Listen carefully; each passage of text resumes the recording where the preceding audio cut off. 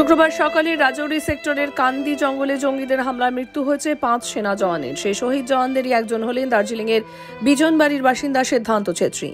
জানা গিয়েছে গত মাসেই বিয়ে করতে বাড়ি এসেছিলেন সিদ্ধান্ত। বিয়ের পর গত 14 এপ্রিল ফের যোগ দিয়েছিলেন কাজে। 25 বছর বয়সী সিদ্ধান্ত প্যারা SF এর নিযুক্ত ছিলেন। উল্লেখ্য, শুক্রবার সকালে জম্মু ও কাশ্মীরের রাজৌরি এলাকায় এনকাউন্টার চলাকালীন জঙ্গিদের IED বিস্ফোরণে শহীদ হন 5 জওয়ান। সেনা সূত্রে জানা গেছে গত 20 এপ্রিল যে জঙ্গিরা পুঞ্চ এলাকায় সেনার গাড়িতে হামলা চালিয়েছিল তারাই গতকাল রাজৌরির কান্দি এলাকায় বোমা হামলা করেছিল।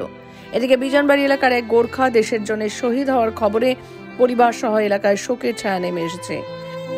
শনিবার শহীদ জওয়ানের মৃতদেহ নিয়ে আসা হবে বাগডোগরা সেনা ছাউনিতে। সেখান থেকে তাকে শেষ শ্রদ্ধা জানিয়ে পরিবারের হাতে তার মৃতদেহ তুলে দেওয়া হবে।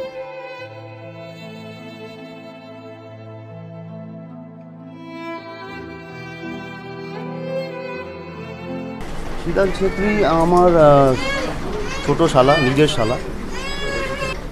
এই বলিদানে আমরা গর্বিত, কিন্তু তার সঙ্গে সঙ্গে আমরা মর্মাহত যে আমাদের নিজের আপনজনকে আমরা হারিয়েছি।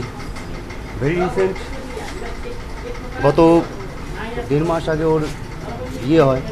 সে বিয়েটা আমরা সকলভাবে অ্যাটেন্ড করি এবং ও যখন বিয়ে থেকে ওর নিজের ইউনিটে জয়েন করতে যায় তখন আমার সঙ্গে ওর দিদি জামাইবাবু ছিল, আমি ওর জামাইবাবু, একমাত্র জামাইবাবু, একমাত্র দিদি আমাদের সঙ্গে দেখা করে সস্ত্রীক ও एयरपोर्ट নিয়ে যায় প্লেন ধরে। যখন ও জয়েন করে পৌঁছায়, ভালোভাবে পৌঁছেছি বল। ये हमारे लिए गर्व की बात है। साथ साथ मतलब दुख भी लग रहा है सबको। उम्र छोटा ही उम्र था, है ना। बहुत अच्छा लड़का था वो। तो अभी कितना नौकरी हुआ था उसका, 4-5 साल ऐसे ही नौकरी हुआ था। দেখুন, এই সমস্ত ক্ষেত্রে বলার খুব একটা শব্দ থাকে না। দেশকে রক্ষা করার জন্য যারা প্রাণ দেয় তারা কোনো শব্দের অনেক উপরে।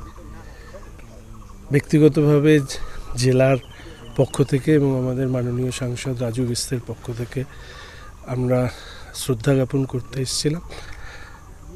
আমাদের সরকার, কেন্দ্রের সরকার এবং আমাদের জেলার প্রত্যেকটি মানুষ এই শহীদ পরিবারের পাশে থাকবে।